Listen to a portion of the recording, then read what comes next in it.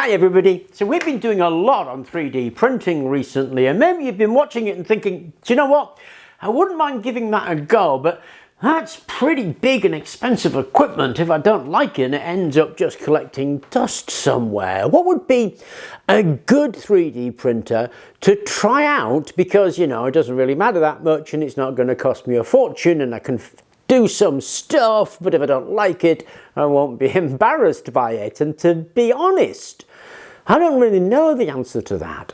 So I had a look on Amazon and I chose this one to have a look at to sort of answer that question, because this was £127.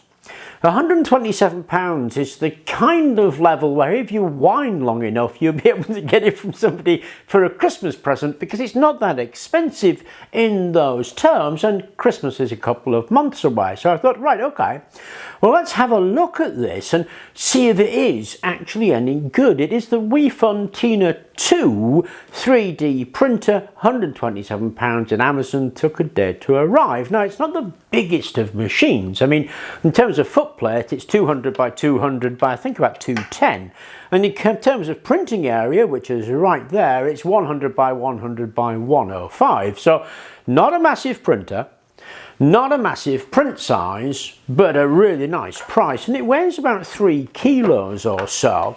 And this is how it came out of the box, minus a strip of tape across here and a bit of plastic padding in there. That's all I've done to this to get it out of the box, and it is advertised as being stupidly simple to use. So it's incredibly inexpensive and it's supposed to be very simple to use. I thought, well, there's a good candidate to see if it will reach those criteria that we're looking for as the first printer to give it a go, in case you don't know whether you're going to like it or not. Now in the box comes a printer, and it also arrives with a spool of PLA, because this one is restricted. It will print PLA, PLA plus I think TPU and PETG, and that's it. It's not going to print anything different, and it's designed to print PLA and PLA plus, and they give you a 200-gram spool of PLA, and it uses these really cute teeny spools. You don't have to use a cute teeny spool.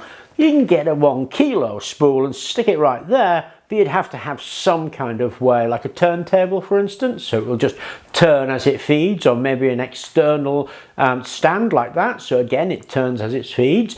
But you could use the big ones. They provide a small one, so the small one will go in there and we'll be able to put that on. This is the power adapter with an inline switch, and this outputs 12 volts at 1.5 amps. So the watts that this thing uses, well, it's peanuts, isn't it? I mean, you're going to use more to run your computer screen than you're going to use to run that. So very low in terms of its power consumption. It comes with a little set of tools. There's a spanner there and a spare nozzle, and that spanner will be to change that nozzle, and these little Allen keys will be here for things that you might have to do on there.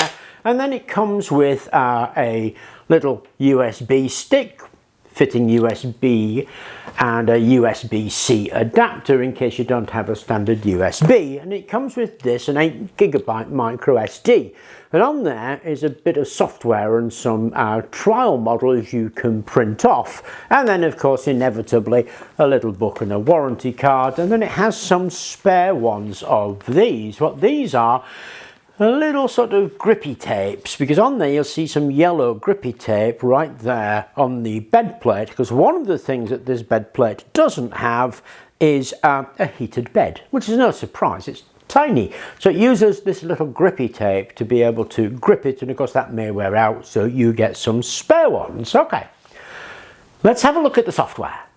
Okay, when you stick the thing in there, this opens up, it's WeFun, and you can see on the disc we've got a whole load of little test models that you can print straight off, and then 2 folders marked software, manual and video. If we click on manual and video, there's the manual. It's just a disc version of the paper manual that we just looked at. And then we've got an unpacking guide telling you where to find little bits of foam that you need to pull off. There we go, telling you how to actually unpack the thing. We go back to the software. software, that's going to be the most interesting bit, and it gives you software for Linux and Mac and Windows. We're using a Windows machine, and you can see that it's got the USB drivers, the Cura profile, and something called WeBuilder, which is what they provide. So this thing can either be run by USB or by SneakerNet using the SD disk. I prefer SneakerNet for various reasons. Mostly it's really easy. If we do the WeBuilder, then we can open that with File Explorer, and there is the installer. We can run the installer. Select the language, destination, and then we can just install it, and it'll zip through installing WeBuilder. When it's completed the installation, click Next and then click Finish, and it'll start WeBuilder. Now the whole point of this is that it should be super easy to use, and that's exactly what they've aimed at. They've aimed at picking out the box, starting it up and getting printing within 10 minutes or so. When you've finished the installation and started it, it'll go through a little wizard telling you exactly how to set things up and how to print and select stuff that you may want to do. A little tutorial there on how to do it. Machine type Tina 2. Okay, and there we go. We're ready to send. Okay, when you've done that, which took all of 5 minutes, we need to get the files into something called G-code, and the more often than not in something called STL. STL is the actual drawing. G-code is the command to the printer to make it print, and how you do that is you use this tab here and we'll load a file. Now we're going to load a file that we did earlier, and it's part of the torque converter that we made. There we go. We'll use the pendulum bob that we made. Open up the front, and this is an STL file. It loads the STL file into that space there, and that's the printer space. It knows how big the printer is because when we set Tina 2, that's the profile for Tina 2. All we need to do is click Slice, and it will create the G-code file that we actually need. When it's done, it will show the file. There it is, and we can save that file by clicking Save, and we can save it to where we want it, in this case back on the SD drive where all the other ones are. We give that a name, and it's called Bob Front, and save it, and it will appear on that SD drive now. Now we can do other things with this. If we click on it, we can move it around the plate, we can center it to the plate so it's self-centered, and we can rotate it by holding those rotate buttons, or we can scale it by grabbing these corners, and we can make it larger or smaller, or we can undo what we've just done. There we go. Now there are other operations available, but those are things just to click randomly on and discover. This is a nice flat thing that we're going to print. It doesn't need any support, so it's really easy to do. But there are other options here for changing the support structures that we may need, or changing some of the slicer settings. Okay, let's turn the machine on and put the SD card in.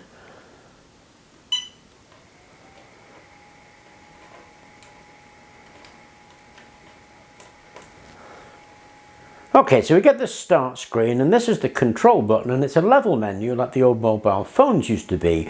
So to access the menus, you just press it. The next menu down in the level will appear, and then we use this twist here to move up and down to select sub-level menus. So if we're here, for instance, in Prepare, and we click it, then we'll see things like load filament and unload filament, and of course we're going to need load filament in a second when we actually load some filament. If we go to the main and hit it, it will go back up the level. If we go into Control and hit it, then we'll get things that we can change, like the temperature of the nozzle, for instance, or the probe the Z offset. We're going to need probe Z offset in a minute when we actually make sure that the print head is the right level above the bed, and we'll do that with a bit of paper. But if we go back up to the main menu and we go to Print from TF, which is the screen that we've just seen, and we can scroll down there to have a look at what was on there until we get to Next. And these are all of the stuff that they gave you so that we could actually test this one out.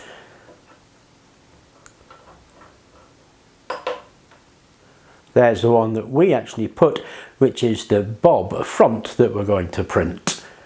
Okay, to probe Z offset, start from the main screen, click Enter, go down to Control, click Enter, go down to probe Z offset, click Enter, and it will start to home and find its position on the plate.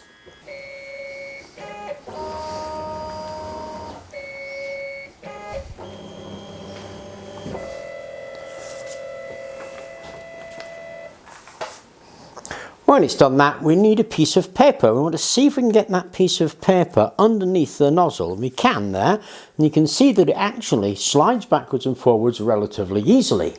So what we need to do is twiddle this knob left or right until we get just a little bit of friction grip on the piece of paper. So that piece of paper should just have a little bit of friction. When you're happy with that, click the enter button and then back to the main. Okay, loading filament. Open your spool. You can see it's hooked around the spool. To stop it unwinding, just snip it. Get rid of that bit. Pop it on the hook. Folds out from the side there. Grab the end of your filament. Squeeze that and find the hole and feed it all the way up. So it feeds all the way through that pipe. You keep pushing it until you feel resistance, and then we're back to the screen. Press enter so that we can get to the screen menu, down to prepare, hit enter, down to load filament, hit enter. Now it'll start to heat the nozzle and tell you to wait. The nozzle temperature readout is right there at the bottom of the screen, and it's actually quite quick. And when the filament is loaded, it'll just begin to extrude out of the nozzle. And when you're happy, press that and it'll stop. It'll ask you to continue or purge more. Press continue and it'll go back to the main screen, and now your filament is loaded. Now ready to print our first print. So let's hit the menu button and we're going to pick our print from the disk. So print from TFT, there it is, Bob front, hit there, and now we're ready. If we print, it'll start to print. Bear in mind, it does print at 40 millimeters per second, so in modern terms that is quite slow, but hey, go make yourself a cup of coffee and leave it alone. When you come back it'll be printed, and that's exactly what we're going to do. We're just going to leave that to happily print all by itself. Okay, that took 1 hour and 20 minutes. That's not bad going actually.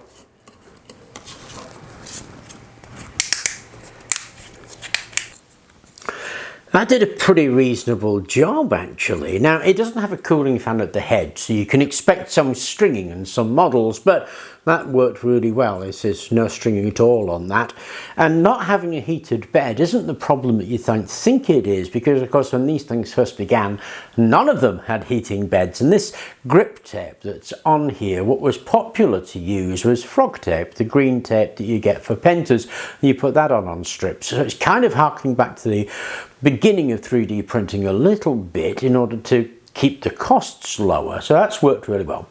And you don't need to be too worried about this build volume being so small, unless of course you want to make massive things. But being able to print something like that, I mean, there's the Gazumpol reversing mechanism that we made, and that's on Thingiverse obviously, and that would be printable on a machine like this, no trouble at all. So if you're sizing your models and you're thinking about scale, then you're going to, I think, be able to produce some really quite interesting things out of here. Now of course you can access models through Thingiverse, you can design your own on Tinkercad, you can scale other models down to fit this. So the price point, the fact that it is so inexpensive, its ability to produce a pretty reasonable model in what wasn't too long a time, I think makes this a great introduction to 3D printing, particularly if you give the big old sad cow eyes come Christmas time.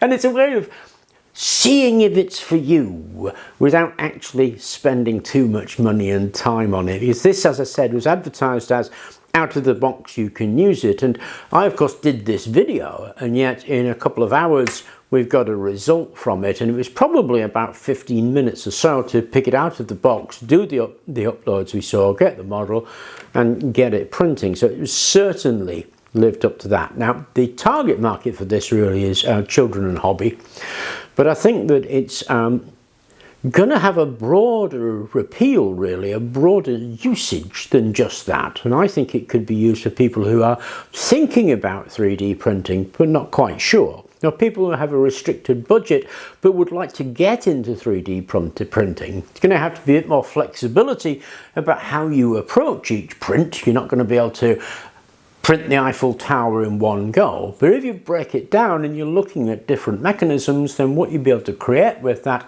I think, are going to be superb. And of course, a lot of the time we think about mixed media when making things like gears can be a real problem, but you could mix them so you have wood or cut plastic support, and then these intricate parts are a pain in the neck to make.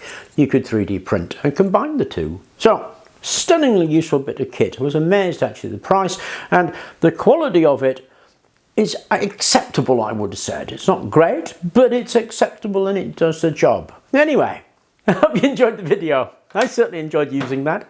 Thank you very much for watching, and please do remember to like and subscribe.